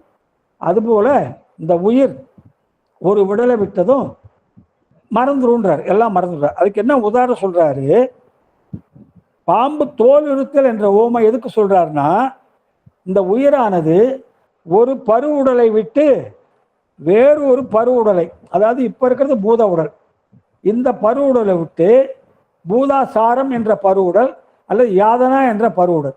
பூதாசாரம் என்பது சொர்க்கத்துக்கு உரியது, யாதனா என்பது நரகத்துக்குரியது. இப்ப இருக்கிறது பூத உடம்பு. இப்போ இந்த அந்த பாம்பு தோல் இருக்க உதாரணம் சொல்றார். இந்த பூத உடலை விட்டு இன்னொரு உடல், சொர்க்கத்துக்கு உரிய உடலோ நரகத்துக்கு உரிய உடலோ பெறுவதற்கு உதாரணம் பாம்பு தோல் உறுத்தல். பாம்பு தோல் உறுத்தல் என்ற உதாரணம், இந்த உயிரானது இந்த உடலை விட்டு ஒன்று சொர்க்கத்துக்கு உரிய உடம்பையோ அல்லது நரகத்துக்குரிய உடம்பையோ பெறுவது போல. அதுக்கு உதாரணம். முட்டையில இருந்து பறவை போறது எதுக்கு உதாரணம்னா, இந்த உடலானது இப்ப பூலோகத்தில் இருக்கு. இந்த உயிர் இந்த உடல்ல பூலோகத்தில் இருக்கு. இந்த உயிர் இந்த உடலை விட்டு போனா இது எங்க போகும்? அடுத்தது ஒன்று சொர்க்கத்துக்கோ நரகத்துக்கோ போகும். அது மாதிரி முட்டையில இருந்து பறவை வெளியே போறது எதுக்கு உதாரணம்னா, இந்த பூத உடலை விட்ட உயிர் அடுத்த ஒரு பரு உடலை பெற்று சொர்க்கத்துக்குரிய உடலை பெற்று சொர்க்கத்துக்கோ அல்லது நரகத்துக்கோ இடம் மாறி செல்லுன்றார். அது ரெண்டுக்கும் வித்தியாசம். முதல்ல என்ன சொல்றார்? வேறொரு உடலை பெறுனார். பாம்பு தோல் இருக்கிறது. பூத உடலை விட்டு ஒன்று பூதாசார உடம்பு பெறும் அல்லது யாதனா உடம்பு பெறுட்டார். இங்க என்ன சொல்றார்? முட்டையில இருந்து வெளியே வர்றதுக்கு உதாரணம் வேறொரு இடத்துக்கு போகும். இங்க இருக்கிறது பூலோகம். நம்ம என்ன பண்ணுவோம்? அடுத்து சொர்க்கத்துக்கு போயிடும், அடுத்து நரகத்துக்கு போகும். அந்த உதாரணம் பாம்பு அந்த முட்டையில இருந்து வெளியே வர்றது. இன்னொன்று பரகாய பிரவேசம் எதுக்குன்னா, அந்த ஓமை என்னன்னா, உயிர்கள் அச்சு மாறி பிறக்கின்றது. அச்சு மாறினா சிலர் என்ன சொல்றாங்க, நம்ம மனிதனா இருந்து இறந்தோம்னா அடுத்த பிறகு மனிதனா பிறப்போன்றாங்க. அது அந்த மாதிரி இல்லை. சிலர் மதத்தார் என்ன சொல்றாங்க, ஒரு உயிரானது எந்த உடல்ல இருந்து இறக்குதோ அதே உடலை மறுபடியும் பெறும் அப்படின்றாங்க. ஆனா சித்தாந்தப்படி அது கிடையாது. உயிர்கள் அச்சு மாறி பிறக்கும். அச்சுன்னா இந்த பூலோகத்திலே ஒரு அச்சுல இருக்கும், ஒரு வடிவத்தில் இருக்கும். அடுத்த பிரிவு வரும்போது வேற ஒரு அச்சு, வேற ஒரு அச்சுனா வேற ஒரு உடல். அதாவது 7 பிறவி இருக்கு பாருங்க. அந்த 7 பிறவி ஏதாவது ஒரு பிறவி பெறும். ஆகவே அந்த உதாரணம் எதுக்குன்னா, இந்த பூலோகத்தில் இந்த உடலை விட்ட உயிர் அடுத்த பிறவியில இதே மனிதனா பிறக்காது. வேற இந்த 7 பிறவில ஏதாவது ஒரு பிறவி. அது வினைக்கேற்ப. எல்லாத்தையும் நம்ம ஞாபகம் வச்சுக்கணுங்க. எது நடந்தாலும் நம்முடைய வினைக்கு ஏற்பத்தான் எல்லாம் நடக்கும். இறைவனுடைய இஷ்டத்துக்கு அவர் செய்ய மாட்டாரு, அல்லது இயற்கையா நடக்காது. எல்லாமே நம்முடைய வினைக்கு ஏற்பத்தான் எல்லாமே நடக்கும். ஆகவே இந்த ஓமை எதுக்குன்னா, வேற ஒரு உடலை தான் நம்ம பெறுவோம். மனிதனா இருக்கு, நம்ம இறப்போம். அடுத்ததுல நான் மனிதனா பிறக்க வாய்ப்பு இல்லைன்னா மாடா பிறக்கலாம் அல்லது பாம்பா பிறக்கலாம். எப்படி 7 பேர் ஏதாவது ஒரு பிறவி பிறக்கலாம். அப்போ 3 உதாரணம். பாம்பு தோல் இருத்தல் என்ற உதாரணம், வேற ஒரு சொர்க்கத்துக்கு உரிய உடலையோ அல்லது நரகத்துக்கு உரிய உடலையோ பெறுவது.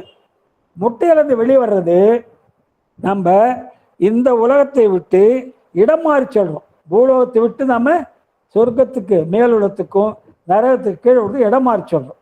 பரகாய பிரவேசம் என்பது இந்த உடல், இந்த உயிரானது இந்த உடலிருந்து இறந்த பிறகு, ஆனால் அடுத்த பிறவியிலே இதே உடல் நமக்கு வராது. நம்ம வினைப்படி வேற ஒரு பிறவி வரும், அச்சு மாறி. இதுக்கெல்லாம் என்ன சொல்றார்? நனவிலே நமக்கு நடந்தது, கனவிலே எதுவும் ஞாபகம் இல்லை. இப்போ காலையிலேருந்து 6 மணிலேருந்து இப்போ இது வரைக்கும் எனக்கு எல்லாமே ஞாபகம் இருக்கு. எனக்கு காலையில் எழுந்திரிச்சது, குளிச்சது, பூஜை பண்ணி எல்லாமே எனக்கு ஞாபகம் இருக்கு. ஆனால் இரவில் 10 மணிக்கு மேலே கனவு காணும்போது முதல்ல நம்ம ஃபஸ்ட்டு கனவு தான், அப்புறம் தான் உறக்கம் வரும். இந்த கனவுல பகலில் நடந்த எதுவுமே நமக்கு ஞாபகம் இருக்காது. அது மாதிரி பூலோகத்தில் வாழ்ந்த வாழ்க்கை ஞாபகம் இருக்காது. சொர்க்கத்தில் அனுபவிச்ச இன்பமும் ஞாபகத்தில் இருக்காது. நரகத்தில் அனுபவிச்ச துன்பமும் ஞாபகத்தில் இருக்காது. எதுவுமே இந்த உயிருக்கு ஞாபகத்துக்கு வராது. புதிய பிறவி எடுக்கும்போது எல்லாவற்றையும் மறந்துடும். இந்த உயிரானது எல்லாவற்றையும் மறந்துடும். அதனால தான் நம்ம என்ன சொல்கிறோம், முதல்ல நம்ம சொல்லியிருக்கோம், அந்த வழிபாடுலாம் நம்முடைய ஆத்ம திருப்திக்கு தான். எல்லா வழிபாடும் பெருமான் தான் ஏற்று பலன் தரார். ஆகவே பழைய ஞாபகம் நம்மளுக்கு வச்சிருந்தாருன்னு வச்சுங்க, கலையபுரம் தான், வாழ்க்கையே நடக்காது. இப்போ போன பிறவி ஞாபகம் எனக்கு இருக்குன்னா வாழ்க்கையே நடக்காது. இந்த மறதி என்பது பெரிய வரப்பிரசாதம். நமக்கு இறைவன் கொடுத்துருக்க பெரிய வரப்பிரசாதம் மறதி. அப்படி நீங்கள் ஞாபகம் வச்சுன்னா எத்தனை பெரிய ஞாபகம் வைப்பீங்க? அப்படி நம்ம போன பிறவியில் நடந்ததெல்லாம் நமக்கு ஞாபகம் இருக்கணும்னா, நமக்கு இது முதல் பிறவி இல்லை. குறைஞ்சது இப்போ நம்மளாம் ஒரு 100-200 பிறவி எடுத்தால் வந்துருப்போம் இந்த நிலைக்கு. அப்போ 200 நினைச்சு எப்படி ஞாபகம் வச்சிருக்க முடியும்? முடியாது. ஆகவே தான் வசதியாக என்ன பண்ணுறார், ஒரு உடல் இந்த பூத உடலை விட்டவுடன் இந்த பூலோகத்தில் வாழ்ந்த வாழ்க்கை பூராவும் மறந்துடும். சொர்க்கத்துக்கு போகும். சொர்க்கத்தில் போய் வானுலகத்தில் தேவர்கள் போல இன்பத்தை அனுபவிக்கும். அனுபவிச்சு முடிஞ்சதும் அந்த இன்பம் கழிஞ்சிடும். அங்கே அனுபவிச்செல்லாம் மறந்துடும். அடுத்து நரகத்துக்கு வரும். நரகத்துல பல விதமான துன்பங்கள் அனுபவிக்கும். அந்த அந்நியனில் காட்டுறாங்கல்ல, இந்த வானலில் போட்டு வறுக்கிறது போறது, அதெல்லாம் சாஸ்திரத்துல சொல்லியிருக்கு, புராணங்கள் சொல்லியிருக்கு. நம்ம சாஸ்திரம் சொல்ல, புராணங்களை சொல்லியிருக்கு. அது மாதிரி நரகத்தை அனுப்பிச்சாலும் மறந்துடும். அடுத்த பிறவி எடுக்கும்போது உயிர் புதுசாக பிறக்கும், எதுவுமே ஞாபகத்தில் இருக்காது. அதான் சொல்றாரு.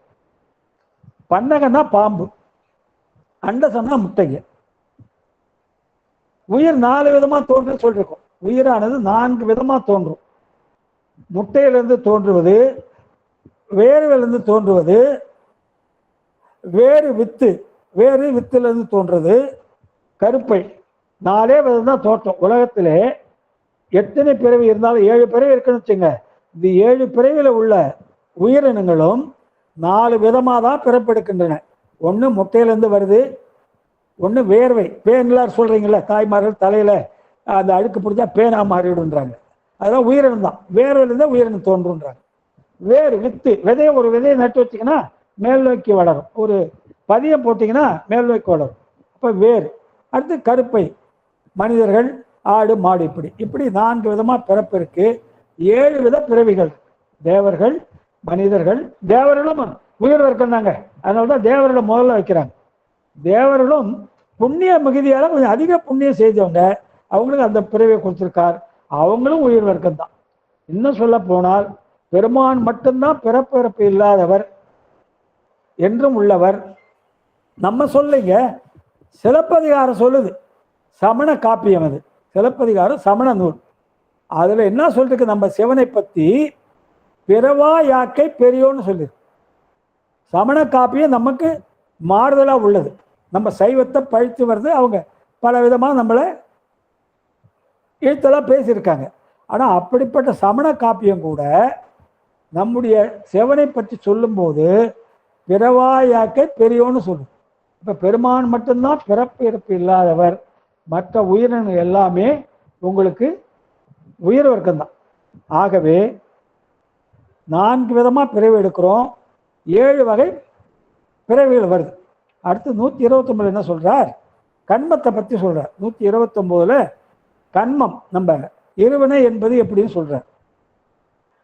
தன்மமோடு அதன்மம் ஆகி தான் இரு பயனும் தந்து நன்மை தீமையினும் இன்ப துன்பினும் நாடி காணா முன்னமே ஆன்மாவிந்தன் மும்மலத்து ஒன்றது ஆகி கண்மமும் மூலம் காட்டி காமிய மலமாய் நிற்கும். ரொம்ப முக்கியமான ஆஸ்பெக்ட் சொல்றார். மூல கண்மத்தை சொல்றார். கண்மம் என்பது ஆன்மாவினால செய்யப்படுகிற நல்வினை தீவினை. ஒரு உயிர் எப்பொழுதும் எண்ணம் சொல் செயல் 3ஆலும் நல்வினை செய்யலாம், தீவினை செய்யும். இதுதான் ஆகாமைன்றது. இப்போ செய்கிறோம் பாருங்க, இந்த பிறவில செய்கிறோமே, எண்ணம் சொல் செயல் 3ஆலும் நம்ம நல்வினை செய்கிறோம், தீவினை செய்கிறோம். இது பேர் ஆகாமைன்றோம். இந்த செய்த நல்வினை தீவினை எங்க இருக்குன்னா புத்தியில இருக்கு, நம்ம புத்தியில இருக்கு. இப்போ நான் ஒரு 5 வருஷத்துக்கு முந்தைய ஒரு தீவினை செஞ்சுட்டேன்னு வச்சுங்க, யாரோ ஒருத்தர் கொலை பண்ணிடுறேன்.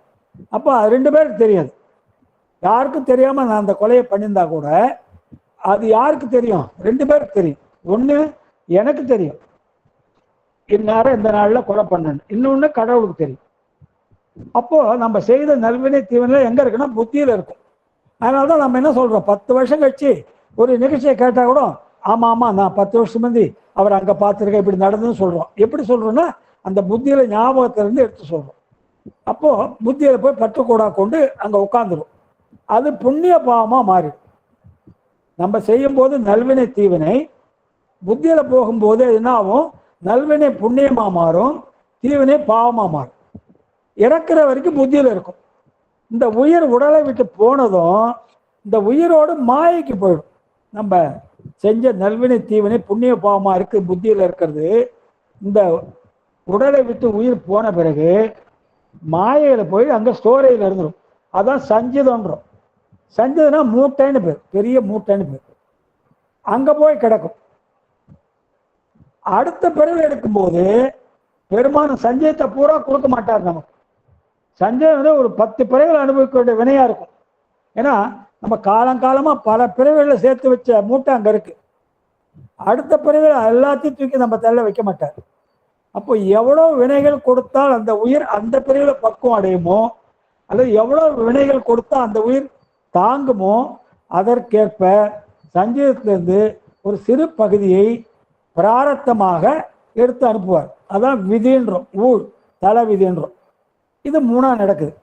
இப்போ நம்ம வினை செய்கிறோன்றோம். இந்த வினைக்கு ஒரு மூலம் இருக்குன்றார். நம்ம திடீர்னு ஒரு செயலை போய் செய்கிறது இல்லை. இப்போ படித்தல் என்பது இன்னைக்கு புதுசாக நம்ம படிக்கல. படித்தல் என்பது யுகமாக காலங்காலமாக நடந்து வருது. புராண காலங்களே படிச்சிருக்காங்க, எழுதியிருக்காங்க, எல்லாம் இருந்திருக்கு. அப்போ படித்தல் என்ற செயல் இன்னைக்கு நம்ம புதுசாக செய்ய போகிறதில்ல. நான் இங்கே படிக்கிற இந்த புத்தகத்தை படிக்கிறேன்னா இந்த செயல் நான் இன்னைக்கு புதிதாக செய்வது அல்ல. படித்தல் என்ற செயல் மூல கண்மமாக இருக்கு. மூல கண்மம்னா நாம் செய்து வருகிற அனைத்து தொழில்களுக்கும் ஒரு தொழில் முதல் நிலை உண்டு. எல்லா தொழில்களுக்கும் முன்னமேயே இருக்குது, உலகத்தில் காலங்காலமாக இருக்குங்க. இப்போ நான் படிக்கிறேன்னா படித்தல் என்பது ஒரு நல்ல செயல். படித்தல் என்பது ஒரு நல்ல செயல். ஆனால் நான் படிக்கும்போது சாத்திரங்களை படித்தா அது நல்லது, அல்லது சினிமா கதை ஏதாவது புத்தகத்தை வச்சு படித்தா அது கெட்டது. படித்தல் என்பது ஒரு நல்ல செயல், அது காரண கண்மம். படித்தல் என்பது காரண கண்மம். நம்ம பிறவிக்கு வர்றதுக்கு முந்தையே இருக்கு. பிறப்பு எடுக்கிறது முந்தையே எல்லா தொழிலும் இருக்கு. இப்போ வீட்டில் அருவாமனன் இருக்குங்க. அருவாமனை வச்சு நம்ம என்ன செய்யறோம்? தாய்மார்கள் காய்கறி நறுக்கிறாங்க. அப்போ அருவாமனை என்பது ஒரு நல்ல பொருள். வீட்டுக்கு தாய்மார்களுக்கு காய்கறி நறுக்க உதவுது. அப்போ காய்கறி இன்னைக்கு உங்கள் வீட்டில் உங்கள் மனைவி காய்கறி நறுக்கிறாங்கன்னா அவங்க இன்னைக்கு தான் புதுசாக அருவாமனை நறுக்கிறாங்களா? அது யுகமாக நறுக்கின்னு வராங்க. காலங்காலமாக அருவாமனை என்பது காய்கறி நறுக்கிறது உள்ள ஒரு கருவின். அப்போ அந்த அருவாமனை என்பது ஒரு நல்ல பொருள். ஆனால் அதை வச்சு நீங்கள் காய்கறி நறுக்கினா நல்லது. ஆனால் சில வீட்டில் என்ன நடக்குது? இப்போ டிவியில் பார்க்குறோம், சில மனைவி என்ன பண்ணுறாங்க? அருவாமனை எடுத்து கணவன் வெட்டிடுறாங்க. அப்போது அருவாள் மனை என்றது ஒரு உபயோகமான பொருள், நம்ம வாழ்க்கைக்கு உதவுற பொருள். ஆனால் நீங்கள் அதை பயன்படுத்தும் போது நல்லதுக்கு பயன்படுத்தினா, காய்கறி நறுக்கினீங்கன்னா உங்களுக்கு சமையலுக்கு பயன்படும். அதை விட்டுட்டு நீங்கள் அதை கொண்டு கொலை பண்ணிங்கன்னா பாவத்தை முடியும். ஆகவே அருவாள் மனை என்ற ஒரு நறுக்குதல் என்ற செயல் எப்பொழுதும் இருக்குது, காலங்காலமாக இருக்குது. அதான் காரண கண்மன்றாங்க. நம்ம செய்கிற எதுவுமே புதுசாக செய்யலை. நம்ம செய்கிற எல்லா செயலும் புதிதாக நாம் இப்போது செய்யலை. காலங்காலமாக முன்னோர்கள் யுகமாக செஞ்சுன்னு வரோம். அதை தான் நாம் இப்போ காரிய கண்மமாக செய்யறோம். ஆகவே தான் அந்த நம்ம செய்கிற வினைகளுக்கெல்லாம் ஒரு மூலம் இருக்குன்ற. மூலம் காட்டுனா மூல கண்மம் காரண கண்மம்னா எல்லாம் ஒன்று தான். மூல கண்மம் காரண கண்மம் எல்லாம் ரெண்டும் ஒன்று தாங்க. ஆகவே நம்ம புதுசாக ஒரு செயலை செய்யலை.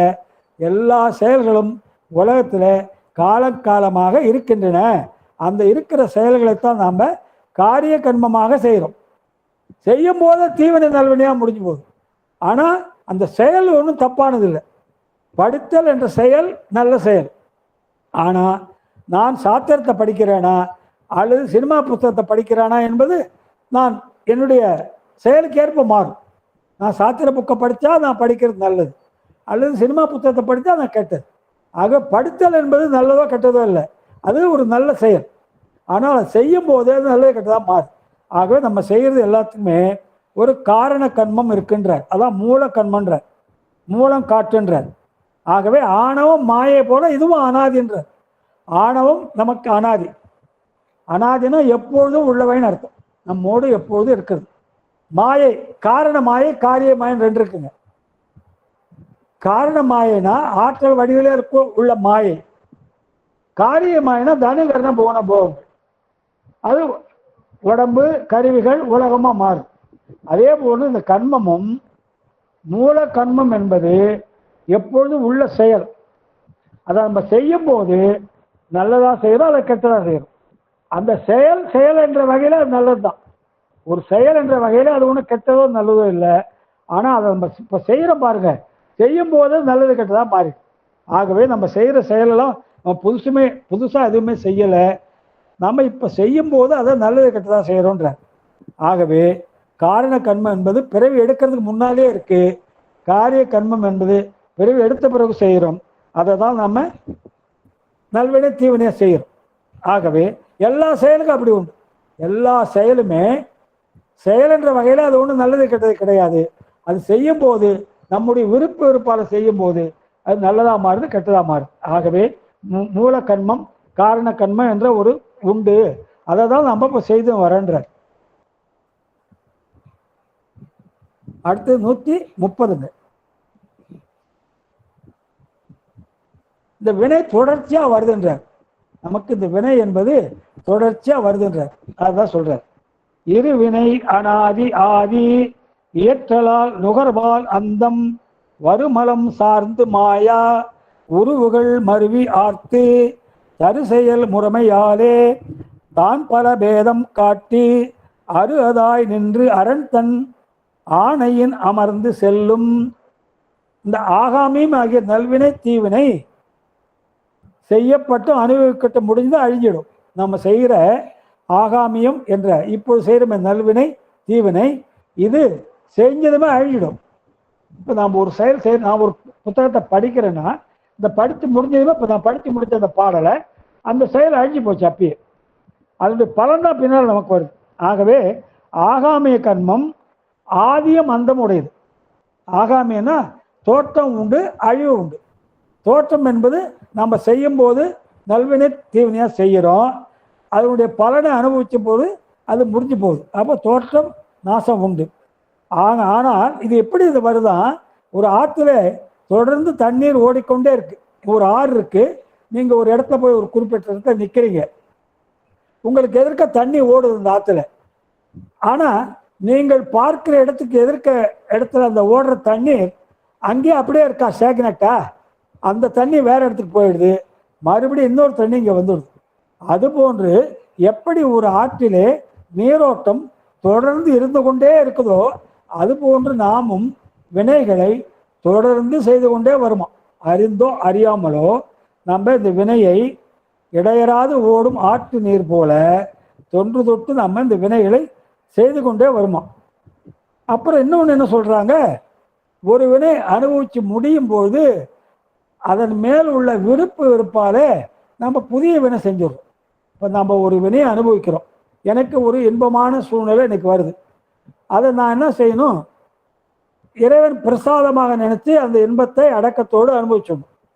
ஒரு துன்பமான சூழ்நிலை வருது, அதையும் என்ன பண்ணணும், நம்ம போன பிறவில் ஏதோ ஒரு தவறு செஞ்சிருக்கோம், அந்த தவறுக்கு ஏற்ப இறைவன் நமக்கு இந்த துன்பத்தை கொடுத்துருக்காரு. ஆகவே அதை யாரும் காரணம் அல்ல, இறைவனோ காரணம் அல்ல. அந்த துன்பத்தை இப்போ கொடுக்குறாரு, யார் மூலமாக தான் வரும், அவரும் காரணம் அல்ல. ஆகவே அது நம்ம வருவதை அப்படி ஏற்றுக்கொள்ள வேண்டும் என்று நாம அந்த துன்பத்தை அனுபவிச்சுட்டா புதிய வினை ஏறாது, ஆகாமே ஏறாது. ஆனால் நம்ம என்ன பண்ணுறோம், ஒரு இன்ப சூழ்நிலை வந்தால் அந்த இன்ப சூழ்நிலையை இன்னும் கொஞ்ச நாள் நீட்டிப்பதற்காக சில தவறான வழிகளை கடைபிடித்து அந்த இன்பத்தை இன்னும் கொஞ்ச நாள் நீட்டிச்சுக்கிறோம்.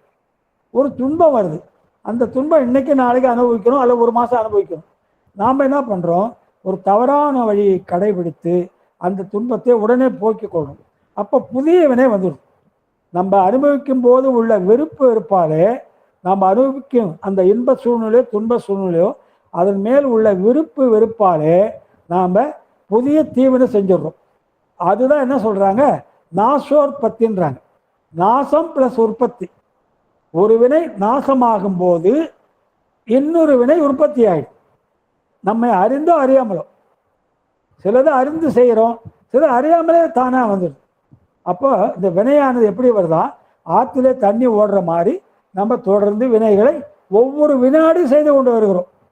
ஒவ்வொரு வினாடியும் எண்ணம் சொல் செயல் மூன்றாலும் தொடர்ந்து வினைகளை செய்து கொண்டே வருகிறோம். ஆற்றில் தண்ணி ஓடிண்டே இருக்கு. அது மாதிரி ஒரு வினை நம்ம அனுபவித்து முடியும் போது அதன் மேல் உள்ள விருப்பு வெறுப்பாலே எண்ணிய புதிய வினையை நம்ம செய்ய ஆரம்பிச்சிடுறோம்.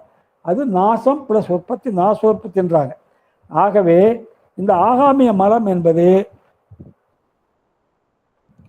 இந்த தனகரண புவன போகங்களோடு கூடி நமக்கு பக்குவப்படுத்துது. இந்த உடல் இதெல்லாம் எதுக்கு கொடுக்குறார், இந்த தனகரண புவன போகங்களை எதுக்கு கொடுக்குறார், வினையை செய்ய வைக்கிறார், அதன் மூலமாக பக்குவப்படுத்துகிறார். நம்மளை உடலை கொடுக்குறாரு, கருவிகளை கொடுக்குறாரு, செயல்பட வைக்கிறார்.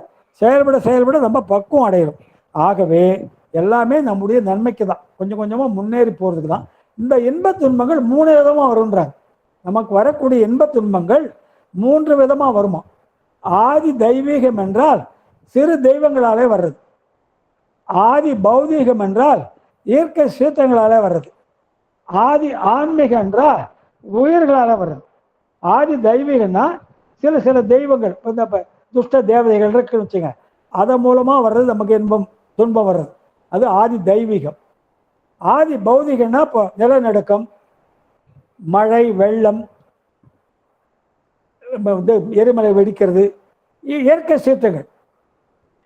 இயற்கை சீற்றங்களால் நமக்கு துன்பம் வரும், அதுவும் வினைப்படி தான் வருது, அது திடீர்னு வரல. இந்த ஒரு நிலநடுக்கத்தில் ஒரு 500 பேர் இறக்குறாங்கன்னா அது ஒரு தற்செயலாக நடக்கலை. அந்த 500 பேருக்கு விதி என்னன்னா, இப்படிப்பட்ட ஒரு நிலநடுக்கம் ஏற்படும், அது நிலநடுக்கம் தான் அவங்களாம் மாள வேண்டும் என்பது விதி. நம்ம அது புரியாமல் ஐயோ பாவம் இறந்துட்டாங்க அப்படி நம்ம பாவப்படுறோம், கஷ்டமாக தான் இருக்கு. ஆனால் அவர்களை பொறுத்த வரைக்கும், அந்த உயிர்களை பொறுத்த வரைக்கும், அந்த உயிர்கள் இப்படிப்பட்ட முறையில் இறக்க வேண்டும் என்று விதிப்பயன் இருக்கு. ஒரு இடத்துல பூகம்பம் வரும், அல்லது நிலச்சரிவு வரும், மலை சரியும், அது கீழே இவங்க மாட்டி இறந்துருவாங்கன்னு அவங்க விதிப்பயன். ஆகவே ஆதி தெய்வீகம் என்பது சிறு தெய்வங்களால் வர்றது, துஷ்ட தேவதைகளால் வர்றது. ஆதி பௌதிகம்னா இயற்கை சீற்றங்களால் வருது. ஆதி ஆன்மீகம்னா உயிர்களால் வருது. உயிர்கள்னா நம்ம உயிர் சேர்ந்து தான். இப்போ பாம்பு கடிக்குது, தேள் கொட்டுது, அல்ல இன்னொருத்த வந்து நம்மளை வெட்டிடுறான், இதெல்லாம் உயிர்கள் தான். சில இடத்துல என்ன நடக்குது, நானே என் கழுத்தை வெட்டிக்கிறேன். இப்போ நியூஸில் பார்க்குறேன் இல்லையா, கணவன் பிள்ளைகளை கொண்டு விட்டு கணவன் என்ன செய்கிறான், கழுத்தை அறுத்துக்கிறான். அப்போ உயிர்கள் புள்ள தன்னுடைய உயிரால் வரும். அப்போ அவனுடைய விதி என்னன்னா, இப்படி அவன் மனைவி மக்களை கொலை செய்து விட்டு அவன் விதிப்படி தானே தன்னுடைய கழுத்தை அறிந்து கொண்டு இறக்க வேண்டும் என்பது அவனுடைய விதி. ஆகவே உயிர்கள்னா பிற உயிர்கள் மட்டும் இல்லை, விஷ ஜந்துக்கள் மட்டுமல்ல, தானும் பிளேடு வச்சு கையை பென்சில் செய்வீங்க, பிளேடை வச்சு பென்சில் செய்வீங்க, சீவும் போது கையில் பட்டு கை விரல துண்டாயிடும், அது உயிர்களா உங்களால் உங்களுக்கு வர துன்பம். ஆகவே உயிர்கள்னா பிற உயிர்கள் மட்டுமல்ல, நம்மாலே நமக்கு வர துன்பம். ஆகவே 3 விதங்களில் வருன்றார். ஆதி தெய்வீகம் என்றால் பிற தெய்வங்களால் வர்றது, ஆதி பௌதீகம் என்றால் இயற்கை சீற்றங்கள். இப்போ இந்த கேரளாவில் மலை சரிஞ்சு போச்சு, மண் சரிஞ்சு சொல்கிறாங்களே, அதெல்லாம் கீழே இருக்கவங்களும் அப்படியே போயிடுறேன். எரிமலை ஃபாரின்ல எரிமலை வெடிக்குது, குழம்பா வருது, அதெல்லாம் கீழே மாட்டிக்கிறவங்க போயிடுறாங்க. இதெல்லாம் அவங்க விதிப்பயன். திடீர்னு அவங்க ஏதோ புதுசாக நடக்கலை, நமக்கு புதுசாக தெரியுது, பார்த்தா ஐயோ பாவம் நம்ம நினைக்கிறோம். ஆனால் உண்மையிலே அந்த உயிர்களுக்கு அப்படிப்பட்ட இறப்பு இறைவன் விதித்திருப்பார், அதுபடிதான் நடக்கும். ஆகவே இது எப்படி வருதுன்றாங்க. இந்த 3 வினை சொல்றீங்களே, ஆகாமியம், சஞ்சிதம், பிராரத்தன்னு, இது வருஷம் சொல்லுங்கன்றாங்க. செய்யும் போது ஆகாமியா தான் முதல், அடுத்து சஞ்சிதத்தை ஸ்டோரேஜில் இருக்கு, அடுத்து பிரார்த்தமாக பலனுக்கு வருது. அப்படியே ஒரு சர்க்கிளாக ஒரு ரவுண்டு போட்டுக்கங்க. ஆகாமியம் ஆரம்பிக்கும், சஞ்சிதமாக கொஞ்ச நாள் கிடக்கும், இதில் பிராரத்தமாக வரும், அப்படியே தொடரும். ஆகாமியம் சஞ்சித பிராரத்தம், ஆகாமியம் சஞ்சித பிராரத்தம்னு ஒரு வட்டம் போல இந்த வினைகள் சுழன்று சுழன்று வந்து கொண்டே இருக்குன்றாங்க. ஆகவே முதல் வினை ஆகாமியம்தான், அடுத்தது தான் சஞ்சிதம், 3வது தான் விதி, ஊழ் தலைவிதி என்றுமே, அதான் பிராரத்தம். அடுத்து 131 என்ன சொல்றார், 131 போலாங்களா?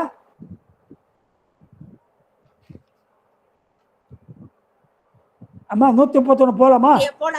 போலாமா சார்? அச்சு மாறி பிறக்குன்ற. அச்சுன்னா மனித உடல் மனிதனா பிறக்காது, மாடு உடல் மாடா பிறக்காது. மாடா பிறந்தது மனிதனா பிறக்கலாம், மனிதனா இந்த பிறவில மனிதனா இருக்கிறது அடுத்த பிறவில மாடா பிறக்கலாம், இந்த பிறவில மாடா இருக்கிறது அடுத்த பிறவில மனிதனா பிறக்கலாம். அச்சு மாறி பிறக்குன்ற. சங்கமம் தாபரங்கள் தத்தம் கண்மத்து ஈடா, அங்கு ஒரு யோனி மாறும் அச்சு மாறாது இங்கு எண்ணில், இங்கு மானுடர் இயற்றும் புண்ணியத்து இன்ப ஈட்டம், அங்கு வான் சுரர்களாயோ நரர்களாய் அருந்துவாரோ. பிற மதத்தார் என்ன சொல்றாங்க, மக்கள் விலங்குகள் போன்ற இயங்கியல் உயிர்களும் மரங்கள் செடிகள் போன்ற நிலையியல். இயங்கியல்னா நம்மை போல நடக்கிறது அர்த்தம். இயங்கியல் உயிர்கள்னா நடமாட உயிர்கள், மக்கள் விலங்குகள்லாம் நடக்கிறது இயங்கியல். நிலையெல்லாம் மரம் செடியெல்லாம் அப்படியே தாவரம்லாம் அப்படியே இருக்கும். அதெல்லாம் தன்னுடைய வினைக்கு ஏற்ப பிறவி எடுக்கும்போது மீண்டும் அதே பிறவி எடுக்கணும் ஒரு சாரார் கருத்து. இப்போ மாடாக இருந்தது, அடுத்த பிறவியில் மாடாக பிறக்கும். இந்த பிறவியில் மனிதனாக இருக்கிறது, அடுத்த பிறவியில் மனிதனாக பிறக்கும் என்பது ஒரு சாரார் கருத்து, பிற மதத்தார் கருத்து. அதுதான் தவறுன்ற நாம. ஏனென்றால் இந்த பிறவியில் மனிதனாக இருக்கிறது அடுத்த பிறவியில் மனிதனாக பிறக்காது, இந்த பிறவியில் மாடாக இருக்கிறது அடுத்த பிறவியில் மனிதனாக பிறக்காது. அவங்க பிறப்பு எப்படின்னா அந்த வினையை பார்ப்பார் பெருமான். மாடு பெரும்பாலும் மாடெல்லாம் நல்வினை தான் செய்யுது. மாடு ஒன்றும் தீவனை செய்யாது, பால் கொடுக்குது, வழிபாடு செய்கிறோம், அதை பார்த்து இன்னும் கொஞ்சம் மேலே கொடுப்பார். இப்போ நம்ம தான் என்ன பண்ணுறோம், நல்லது கெட்டது சேர்ந்து செய்கிறோம். அப்போ நம்ம வினையை பார்த்தா பிறப்பு கொடுப்பாரு. ஆகவே இந்த உடலில் இருக்க உயிர் அடுத்ததில் இதே உடலை எடுக்கான்றார். அதுக்கு என்ன சொல்கிறார், இப்போ நம்ம சொர்க்கத்துக்கு போகிறோம்னா இந்த பூத உடலோட சொர்க்கத்துக்கு போக முடியாது. நம்ம சொர்க்கத்துக்கு போகிறதுக்கு பூதாசார உடம்பு வேணும். பூதாசாரன்னா தேவர்கள் உடம்புன்றாங்க, ஒளி உடம்புன்றாங்க. அப்போ சொர்க்கத்துக்கு போகும்போது நம்ம இந்த உடலும் அங்கே போக முடியாது, அதுக்குரிய உடம்பை தான் போக வேண்டும். அதே மாதிரி நரகத்துக்கு போகும்போது அதுக்குள்ள உடலை வச்சு தான் போக முடியும். ஆகவே வானுலகத்தில் நம்ம இன்பத்தை அனுபவிக்கும் போது மனிதனாக சென்று அனுபவிக்க முடியாது.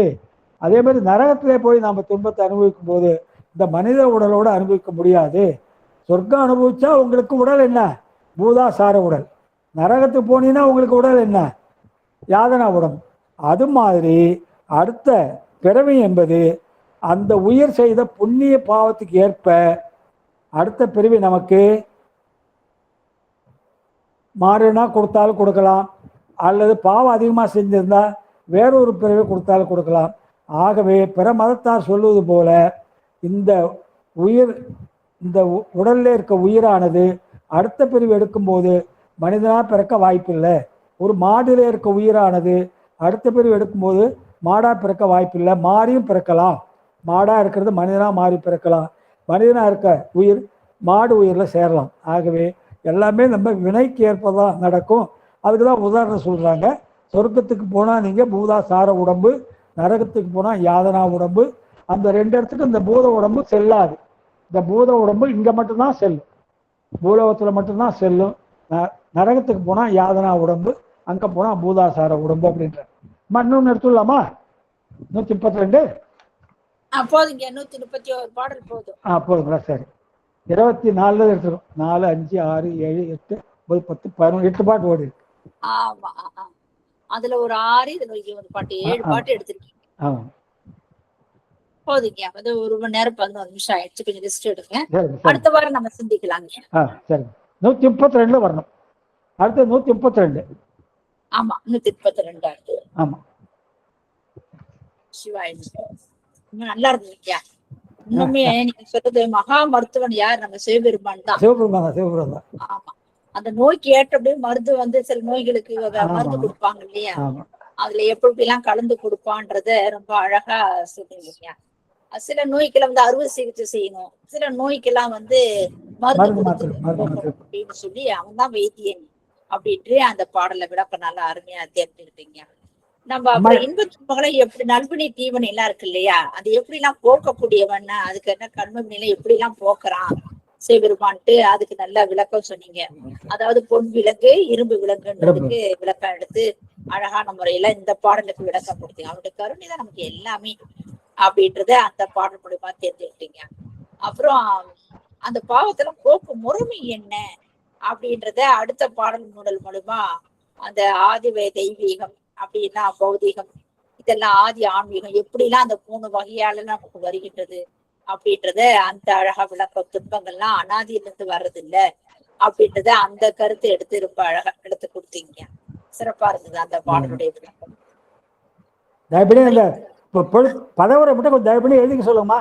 எல்லாரும் நிறைய இருக்குன்னு இப்ப ரொம்ப சோம்பேறித்தனப்பட்டு போறாங்க. அடுத்த வருஷம் சித்தியார் படிக்கிறது ரொம்ப உபயோகமா இருக்கும். சரி சரிங்க. ஒரு நாளைக்கு 2 பாடல் எழுதி சொல்லுங்க போதும். சரி சரி சரிங்க.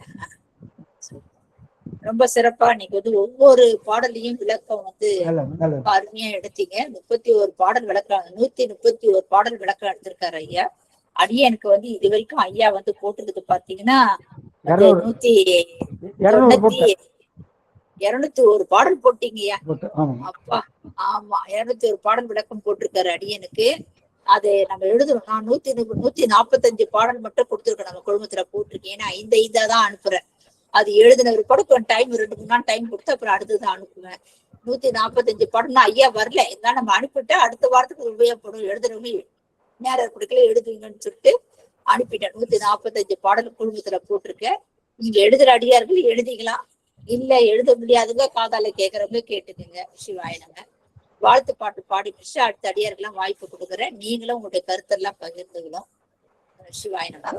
வான்மிகில் வாழாது பெய்க மடி வளம் சுரக்க, மன்னன் கோன்முறை அரசு செய்க குறைவிலாது உயிர்கள் வாழ்க, நான்மறிய அறங்கள் ஓங்க நந்தவம் வேள்வி மல்க, மேன்மைக்குள் சைவ நீதி விளங்குக உலகமெல்லாம், மேன்மைக்குள் சைவ நீதி விளங்குக உலகமெல்லாம், ஆறிரு தடந்தோர் வாழ்க அருண்முகம் வாழ்க வெற்பை, கூறு செய் தனிவேல் வாழ்க குக்குடம் வாழ்க செவ்வேல், ஏரிய மஞ்சை வாழ்க யானை தன் அணங்கு வாழ்க, மாறிலா வள்ளி வாழ்க வாழ்க சீரடியார் எல்லாம், மாறிலா வள்ளி வாழ்க வாழ்க சீரடியார் எல்லாம். திருச்சிற்றம்பலம். அணித்தடியார் திருவிழி தாமலை செய்கிறேன். யாராவது உங்களுக்கு விருப்பம் இருக்கிறவங்க நீங்க 1-2 வார்த்தை பேசலாம், நீங்க புரிஞ்சுக்கிட்டு பேசலாம். சிவாய நம. சாருமதி அம்மா ரெக்கார்ட் ஆஃப் பண்ணிடுங்க.